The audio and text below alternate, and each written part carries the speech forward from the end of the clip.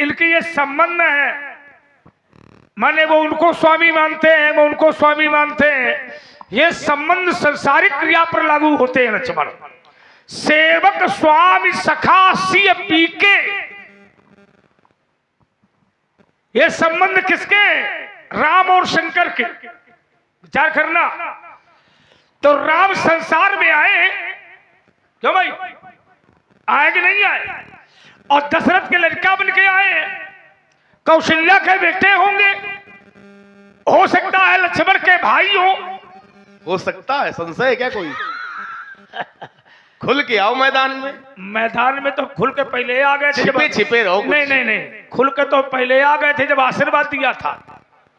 तो फिर ये हो सकता क्या कह रहे हो? हो सकता इसलिए कह रहे हैं कि हमको तो ऐसा लगता है कि तुम ऐसी बात कह रहे हो। विचार करना, शंकर और हरि में कोई अंतर नहीं है, ये लक्ष्मण कह रहा है। लेकिन जिसने शंकर को पैदा किया है, विष्णु को पैदा किया है, वो उसमें तो अंतर है। वो कौन है? जिसने शंकर को बनाया, ब्रह्मा को बनाया, विष्णु को बनाया, तो आचार्य ने कहा वो अलग है। वो कौन है? वो है बिनु पग चले सुने, बिनु काना कर, बिनु कर्म करे, बिनु नाना आनंद रहित सकल रस भोगी। नाम है। वो विशेष है, उसका कोई नाम नहीं है। नाम और रूप तो इसमें पाए जा सकते हैं। विचार करना, उसके नाम और रूप में मत जाइए, क्योंकि जग पेखन तुम देखन हारे, और विधि हरि शंभु नचावन हारे, और आगे है तेऊ न जाने मरम तुम्हारा। उसके रहस्य को कोई जानता नहीं है। शंकर ब्रह्मा विष्णु ये भी उसके रहस्य को जान नहीं सकते। विचार करना, अगर ये वो एक ही होते, ये और वो हो, अगर एक ही होते तो मनु और शत्रुपा तपस्या कर रहे हैं। विचार करना, और अगर एक ही होते तो विधि हरि हर तब देख अपारा, और मनु समीप आए बहुबारा। विचार करना, लेकिन उन्होंने कहा मांगहु वर बहुभात लुभाए, पर परम धीर नहीं चले। आंखें नहीं खोली और उन्होंने कहा वरदान मांगो। ब्रह्मा गए, विष्णु गए, सब गए, तीनों गए, लेकिन मनुष्य रूपा ने आंखें नहीं खोली। लेकिन जब आकाशवाणी भई तब खोली। आकाशवाणी निराकार की भई, साकार की नहीं भई। तो निराकार ने कहा मांग मांग बर भई न भवानी। तो आंखें भी खुली, वरदान भी मांगा, चाहूं तुम्हें समान शुद्ध। विचार करना, तो अगर एक है तो यहां और वहां में फिर अंतर क्यों? विचार करना, एक छोटी बात, ये तर्क है, विचार करिएगा। इसको अपने अनुसार परसने का प्रभाव लाओ जरा। अवश्य लाएंगे, लाना पड़ेगा। और चलिए, लाना इसलिए पड़ेगा क्योंकि हम समझौता नहीं करते। बिल्कुल सही बात। और देखिए, तुमने कहा कि गणेश जी का दांत तोड़ दिया, और गणेश जी ने अपने दांत में परशु का प्रभाव ले लिया। इसका कारण है कि शंकर जी ने परशुराम को वर्षा दिया था, तो उन्होंने अपने पिता का सम्मान रखने के लिए ऐसा कार्य किया, है ना। अच्छा, गणेश चाहते तो दाएं हाथ में तो वर्षा ले सकते थे, क्यों भैया? बाएं में भी ले सकते थे कि नहीं? खोपरी में ले लेते, पीठी में ले लेते, लेकिन दांता में काहे लिया? हाँ, काहे लिया? लिखना था क्या? लिखना था क्या? और किसी राक्षस को मरना भी था। अच्छा, लिखना क्या था पहले? ये लिखना था महाभारत ग्रंथ। विचार करना, उसी दांत से महाभारत जैसे ग्रंथ का निर्माण। दूसरा, एक राक्षस था जिसका नाम था गजासुर, और उसको वरदान था कि तुम्हें गणेश के दांत से ही तुम्हारा उद्धार होगा। बात समझो। तो गणेश ने दांत इस कारण से आगे किया कि यह वाला टूट जाए तो ये खैर उद्धार हो जाए। तो हमारा फरसा चले फिर उद्धार ना हो, समझो। अरे हमने गुरु जी के फरसा मारा शंकर जी के, तो उनका नाम देखो 999, और जैसे फरसा मारा 1000 नाम से पूजा हो रही है। हम फरसा मारे, हम हाथ मारे, पांव मारे, कुछो मारे, लेकिन पूजा होगी। हमारे बाबा ने भगवान विष्णु की छाती में लात मार दी है? तो उनकी छाती की शोभा बढ़ गई। मेरे सगे बाबा ने, समझो जरा, छाती में लात मारी। सगे हैं, उनको सगे मानना। तो सगे का चचेरे बाबा होते हैं का? बाबा तो सगे होते हैं का पर बाबा नहीं होते। तो तुम्हारे भृगु जी बाबा हैं कि पर बाबा हैं? अरे सुन, ये देखो कुतर कर रहा है, अभी कुतर हो गए। हम तो तुम्हारी बात को दोहरा रहे हैं। भृगु जी तुम्हारे बाबा हैं कि पर बाबा हैं? अब देखो इसी में चिंतन करिए। हाँ, कौन है? सगे बाबा तो हमारे ऋषिक है। हाँ, और पर बाबा कौन है? अब देखो उत्तर भी कर रहा है। क्या है पर बाबा? भृगु जी कौन है? अब रुको रुको रुको, अब सुनिए सुनिए, वो भी हम बताएंगे, बीच में बोल करके नहीं। तो तुम क्या कह रहे थे भृगु जी हमारे सगे बाबा हैं? तो जब सगे, अब कह रहे हो सगे बाबा हमारे ऋषिक हैं? नहीं, एक और अभी कह गए थे भृगु जी हैं। बहुत बोलता है ये लड़का। अब बोलने के लिए आए, और जब भी बोलेगा तो बीच में बोलेगा, क्योंकि ये बीच में पैदा हुआ है। अच्छा, बीच में पैदा हुए, ये तुम जान गए? विश्वामित्र जी ने बताया है। क्या बताया? कि लक्ष्मण का जो क्रम है वो तीसरा है। हाँ। पहले राम पैदा हुए, हाँ। फिर भरत, फिर लक्ष्मण और फिर शत्रुघ्न। ऐसे तो है भैया। भैया का जाने, हम बताएंगे। भैया का जाने, समझो, हम गणे बताने के लिए नहीं तो पैदा होने वाला नहीं बता सकता। अच्छा, पैदा होने वाला बता नहीं? पैदा होने वाला क्या जाने हम कौन सी तिथि में पैदा हुए, कौन से नक्षत्र में पैदा हुए, कौन से दिन पैदा हुए, वो माता पिता ही बता सकते हैं। क्यों भाई? बता सकते हैं। हाँ बता सकते हैं, तुम थोड़ी बताओ। लेकिन याद तो रख सकते हैं बालक। नहीं, याद तो तब रखा जाएगा जब पिता और माता बताएंगे। चलो प्रसंग पर आओ। कि भृगु जी बाबा है कि पर बाबा? अब ये कुछ सुनो पहले हमारी बात। अब एक शब्द तुम्हारा पहले मूल्यवान है, लाओ उसको जरा सुन लो। अपनी बुद्धि से तुमने उत्तर उसको दिया है। मैंने कहा था राम किसी के अधीन नहीं होते। देखिए ऐसा नहीं है, शंकर भी अधीन है, शंकर भी भक्ति करते हैं, शंकर भी परमात्मा के अधीन है, शंकर राम के अधीन है, शंकर राम की भक्ति करते हैं।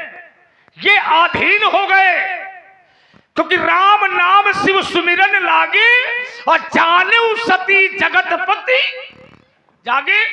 अर्थात शंकर भी भक्त है, ये तुमने कहा। और भक्त जो होता है वो भक्ति अधीन होकर के करता है। मैंने पहले भी कहा था। इसी तरह प्रहलाद की ये निज भक्ति नहीं है, ये भगवान के प्रति भक्ति है। और जो दूसरे के प्रति भक्ति होती है वो अपने लिए नहीं, भगवान के लिए होती है। और एक छोटी बात कह दें, तुमने कहा कि प्रहलाद का ही जन्म हिरण्यकश्यप के आग क्यों हुआ। देखो कथा तो लंबी है, लेकिन छोटे में कह देते। क्योंकि जय और विजय को श्राप दिया था वैकुंठ में सनत सनातन सनत नंदन सनत कुमारों ने। ब्रह्मा के मानसिक पुत्रों ने, सनकादियों ने श्राप दिया था जय और विजय को। और जय और विजय को श्राप ये दिया था कि तुम भगवान के दर्शन करने से हमें रोक रहे हो, और हम तुम्हें श्राप देते हैं कि तुम 3 युगों तक राक्षसों की योनि में पाए जाओगे। अब वही जाकर के सतयुग में हिरण्याक्ष और हिरण्यकश्यप बने, त्रेता में रावण और कुंभकर्ण बने, और आने वाले द्वापर में शिशुपाल और दंत्रवत बनेंगे। ये कथा है। और भगवान ने कहा था ये चारों सनकादिक सनत नंदन सनत कुमार, ये जब चारों जाकर के और इनके घर में पैदा होंगे, बेटे बनकर के तुम पैदा होगे और तुम मेरी भक्ति करोगे और ये तुम्हारा विरोध करेंगे, तो मैं आकर के इनकी खुजली मिटाऊंगा। भगवान ने सनकादिक से कहा था। हाँ, ये वचन दिया उन्होंने। क्या वचन? कि मैं आकर के इनका उद्धार करूंगा, माध्यम में तुम लोग होगे। इसलिए लाद अहलाद प्रहलाद सल्लाद ये 4 बेटे पैदा हुए। और महात्मा 4 थे, प्रहलाद तो 5वें क्रम पर पैदा हुए। चलो ये भी ठीक है, लगा दो। महात्मा 4 है, जिनके नाम बता रहे हो। देखिए सनकादिक ऋषि हलाद और अनुहलाद और ये बन के नहीं आए, वो तो अत्याचारी थे प्रहलाद के भाई। प्रहलाद के भाई कोई अच्छे नहीं थे। हलाद के ही पुत्र हैं वातापी और आतापी नाम के जो असुर हैं। ठीक है, हमारी बात ये थी, ये आपने बताई कथा, ठीक है कथा सही है, लेकिन कथा में जो हमारी बात का उत्तर था वो नहीं हुआ। कैसे नहीं हुआ? हमने ये कहा था कि प्रहलाद भक्त हैं भगवान के और हिरण्याकश्यप अत्याचारी है। तो मैंने एक उदाहरण दिया था कि आम के वृक्ष पर प्रायः आम के फल लगते हैं और बबूल के वृक्ष में कभी आम के फल नहीं लगते हैं। तो हिरण्याकश्यप जैसे अत्याचारी के घर में प्रहलाद जैसे भक्त का जन्म कैसे हो गया? तो ये कथा आपने बताई कि जय विजय को श्राप दिया तो सनकादिक ऋषियों ने, तो जय विजय तो बनिया करके हिरण्याक्ष और हिरण्याकश्यप, लेकिन प्रहलाद घर में कैसे आ गया? भगवान ने उद्धार देने का वचन भी दिया था कि हम तुम्हारा उद्धार करेंगे। तो उद्धार करने के कई प्रकार हैं भगवान के, लेकिन प्रहलाद घर में कैसे आया? ये कोई कथा हो इस पर आपकी, तो वो हमें लाओ, वो हम सुनना चाहेंगे कि अत्याचारी के घर में प्रहलाद जैसा भक्त कैसे जन्म लेता है। यहां उत्तर चाहिए, एक बात। दूसरी बात, अब जो चिंतन आपने दिया ध्यान से समझना जरा। इन्होंने कहा कि वो अलग अलग हैं जो शंकर जिनके अधीन है, शंकर जिनके अधीन है। तो आपने एक चौपाई पढ़ी, जग पेखन तुम देखन हारे, विधि हरिशम मुन चावन हारे, और तेऊ न जाने मरम तुम्हारा, तो और तुम्हें को जाननी। माने वो अलग हैं। तो इस चौपाई का अर्थ ये हुआ कि ब्रह्मा विष्णु और शंकर उसके रहस्य को नहीं जान पाते हैं। किसके रहस्य को? राम के। ये इनका तर्क आया कि राम के रहस्य को ब्रह्मा विष्णु शंकर नहीं जान पाते हैं। कौन कौन? तो कहा तेऊ न जाने मरम तुम्हारा शंभु बिरंची, माने ब्रह्मा विष्णु और शंकर राम के मरम को नहीं जान पाते हैं। तो क्या भैया राम और विष्णु क्या अलग अलग है क्या?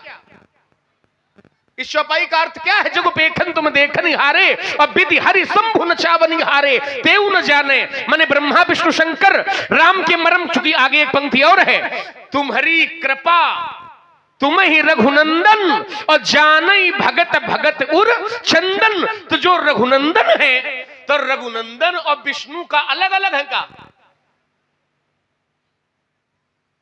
विचार करिए जरा। राम और विष्णु ये क्या अलग अलग है? राम और विष्णु अलग अलग नहीं है। विष्णु ही तो राम है, विष्णु का ही तो अवतार राम के रूप में है। अच्छा, इस पंक्ति को हम पकड़ेंगे, एक बात पकड़ेंगे और लोग चिंतन करेंगे। इसका क्या अर्थ है कि राम के रहस्य को ब्रह्मा विष्णु और शंकर नहीं जान पाते हैं। यही तो अर्थ है। जुग पेखन तुम देखन हारे, विधि हरिशम मुन चावन हारे, और तेऊ न जाने मरम, माने राम के रहस्य को ब्रह्मा विष्णु शंकर नहीं जान पाते हैं। चलो मान रहे आपकी बात। राम के रहस्य को जब ब्रह्मा विष्णु शंकर नहीं जान पाते हैं, तो जिस समय भैया समुद्र मंथन हुआ था और भगवान ने मोहिनी का अवतार बनाया, तो एक दैत्य देवताओं के बीच में आके बैठ गया और काया करके बैठ गया। चूंकि वो जान गया था। क्या जान गया था? कि ये व्यवस्था चल रही है दैत्यों के विरोध में और देवताओं के पक्ष में। तो मेरा तर्क ये है कि जब राम के रहस्य को ब्रह्मा विष्णु शंकर नहीं जान पाते हैं, तो वो दैत्य कैसे जान गया राहु केतु जिसका नाम बाद में पड़ा? वो तो जान गया, और न जाना होता तो बैठता काया के बीच में। भगवान ने उसका गला काट दिया, वो विषय अलग का है। गला काट दिया तो एक का नाम पड़ गया राहु और एक का नाम पड़ गया, नाम भी पहले कुछ दूसरे था। पहले नाम राहु केतु नहीं था, पहले नाम क्या था ये मैं इनके लिए छोड़ रहा हूं, है ना। राहु केतु तो नाम बाद में पड़ा। तो जब ब्रह्मा विष्णु शंकर उसके रहस्य को नहीं जान सकते हैं, तो फिर वो दैत्य कैसे जान गया? फिर वो देवताओं के बीच में आकर के, सूर्य चंद्रमा के बीच में आकर के कैसे बैठ गया? बोलो जरा कुछ बोलो। और इसी प्रस्तुति पर आप है भाई श्री रघुराज नेता। नहीं है, शंकर राम में कोई भेद नहीं है। जहां ये है कि वो मर्म नहीं जान पाते हैं शंकर जी, वहां ये भी तो है, जिस समय ये बात हो रही थी कि भगवान नारायण के पास चला जाए, रावण का अत्याचार जब बढ़ा, सुर मुनि गंधर्वा मिलकर सरबा, तो भगवान शंकर ने कहा था, तीन समाज गिरिजा में रहे हूं, अवसर पाई बचन एक कहे हूं, हरि व्यापक सर्वत्र समाना, और प्रेम ते प्रकट होब मैं जाना। कोई नहीं जानता था, लेकिन शंकर जी जान गए, क्योंकि शंकर जी पर कृपा है, शंकर जी उनको सम्मान देते हैं। शंकर जी जान गए, हरि व्यापक सर्वत्र समाना, प्रेम ते प्रकट होब मैं जाना, अग जग में सब रहित विरागी, प्रेम ते प्रभु प्रगटे जिमियागी। भगवान शंकर जान गए। शंकर जी, ये बात है कि शंकर जी राम का सम्मान करते हैं, और राम जी, जिनको तुम शंकर जी को कह रहे हो कि शंकर जी राम के अधीन है, तो फिर ये पंक्ति कहां ले जाओगे मानस की कि लिंग थापी। यदि ये बात कहोगे कि शंकर जी राम के अधीन हैं, तो वही राम जी शंकर जी की करते कि नहीं करते? अब ऐसे नहीं, विधिवत करते हैं। लिंग थाप, जब आप यहां तक यात्रा कर चुके हो तो हमें भी जाना पड़ेगा ना। लिंग थाप विधिवत करी पूजा, और शिव समान मोहि प्रिय नहीं दूजा। तो हमारी तो भावना यही है, शंकर राम को सम्मान देते हैं और राम शंकर को सम्मान देते हैं। इन दोनों में हमें कोई भेद नहीं समझना चाहिए। तो ये महाराज बताओ कि जब शंकर, क्या राम विष्णु में भेद है क्या? देखो, चलो कोई बात नहीं, तुम वहां तक पहुंच गए हो। इतनी बड़ी रामायण बनी है, आज तक राम ने शंकर को प्रणाम नहीं किया। तुमने कभी पढ़ा कोई ऐसी चौपाई आज तक लिखी गई रामायण में जिसमें राम शंकर जी को प्रणाम कर रहे हैं? पढ़ी कभी? किसी ने पढ़ा? नहीं पढ़ा होगा। पूरी रामायण में बताओ, और कोई व्यक्ति खड़ा होकर हमसे कहे आगे पंडित जी लिखी है। लेकिन शंकर जी प्रणाम करते हैं, शंकर जी राम को प्रणाम करते हैं, लेकिन राम शंकर को प्रणाम नहीं करते। अंतर नहीं है भैया। करी प्रणाम राम ही त्रिपुरारी, शंकर जी राम को प्रणाम करते हैं, लेकिन राम शंकर को प्रणाम क्यों नहीं करते? अगर इनकी बराबरी है, बराबरी तो तब है कि तुम हमका मिलो तो हम तुम हाथ छू ले, ना तुम हम हाथ छू लो। क्यों भाई? ये तो कहीं ना कहीं लगना चाहिए। लेकिन इतनी बड़ी रामायण में, इतनी बड़ी मानस में, रामचरित्र मानस में कहीं ऐसा नहीं है कि शंकर जी को राम प्रणाम कर रहे हो। विचार करिए और देखिए, जहां पर संबंध है वहां शंकर जी ये कह सकते हैं कि सिरधर आयस करिए तुम्हारा, परम धर्म यह नाथ हमारा। विचार करना, स्वामी शब्द का प्रयोग शंकर के मुख से शोभा दे रहा है वहां पर, लेकिन राम तो सीधा सीधा कह रहे हैं अब विनती मम सुनहु शिव, लेकिन नाथ नहीं है। विनती कौन करता है? रुको तो, क्या नाथ है क्या वहां पर? नाथ नहीं है। शंकर से राम ये कह रहे हैं अब विनती मम सुनहु शिव, जो मो पर अतने और जाय विवाह शैल जहां यह मुहि मांगे देव। तो ईमानदारी से बताओ, वहां नाथ शब्द नहीं है।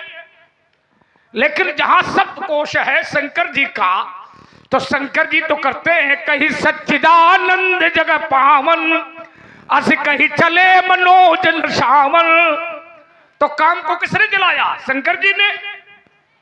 तो शंकर जी राम को प्रणाम करते हैं, लेकिन राम अगर प्रणाम करते हो तो तुम एक अर्धाली लाओ, एक दोहा लाओ, एक छंद लाओ। अब ये थोड़ी है कि जो तुम मुंह से कह दे भाई हम मान ले, तुरंत दे यहीं पर। अरे फिर आप पूजा, अरे इनके लिए हम हमें को करने दे। पूजा विषय अलग है। पूजा एक क्षण, पूजा तो महात्मा की भी की जाती है, प्रणाम नहीं किया जाता है। सुन तो ले, लेकिन क्या महात्मा प्रणाम करवाएंगे? हम कहते तुम राम से पैर छुआओगे, तुम ही कह दो हाँ या ना, भी व्यवस्था है। तो राम की व्यवस्था है ना, ये तुम्हारी व्यवस्था थोड़ी है। तो उनसे न लड़ो, हमसे नहीं लड़ो। नहीं, ये इनको समझा रहे हैं, उन्हें आनंद समझाना लेने इसलिए, दो। फिर वही बात आ गई, समझा मैं इसलिए रहा हूं कि राम तुम्हारे पैर छुए, ये राम की महानता पर लागू होता है। विचार करना, अब जैसे समाज में कोई व्यक्ति किसी से कहे कि तुम हमारे पांव छुओ, इसका मतलब है कि वो पैर छुआना चाहता है, यही तो हुआ भैया। और कोई अपनी इच्छा से तुम्हारे पैर छू ले, अर्थात वो तुम्हें सम्मान दे रहा है, तो तुम सम्मान पाने के अधिकारी हो। अगर तुम जबरदस्ती कहो कि तुम हमारा पांव छुओ, चलो तो ये तो जबरदस्ती वाला हो गया ना। अपनी इच्छा पर कहो तो हम तुम्हारी बात को मानते। उत्तर का यही कर दें, ज्यादा देर बोलने से क्या लाभ। एक तुम हमारी ले, एक हम तुम्हारी दें। और इसी प्रस्तुति पर